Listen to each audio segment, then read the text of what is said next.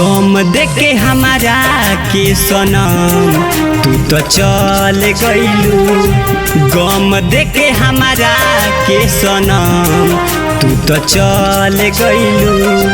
पियावा के पाके पल भर में बदल गइलू। गम देके हमारा के सनम तू तो चल गइलू।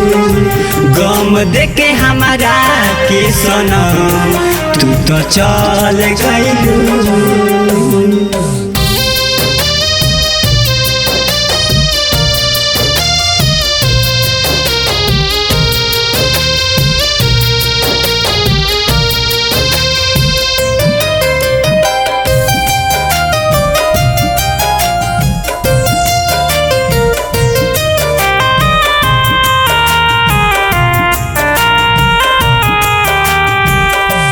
बात हम करे लगनी अपने परछाई से।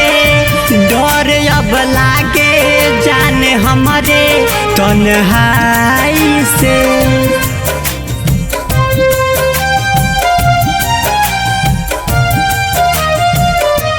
बात हम करे लगनी अपने परछाई से। डर अब लागे जाने हमारे तन्हाई से। पैसा या रुतबा ला तू छोने में पिघल गइलू। गम देके हमारा के सनम तू तो चल गइलू। गम देके हमारा के सनम तू तो चल गइलू।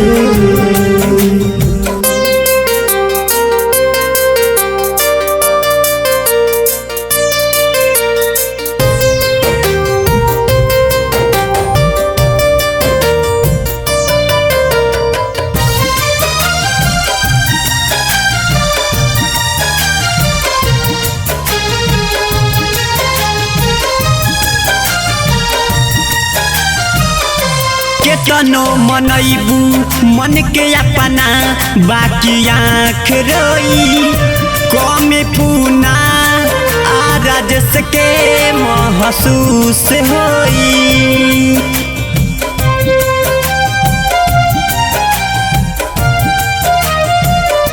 केतनो मनैबू मन के अपना बाकी आँख रोई। कमी पुना आशुतोष के महसूस होई।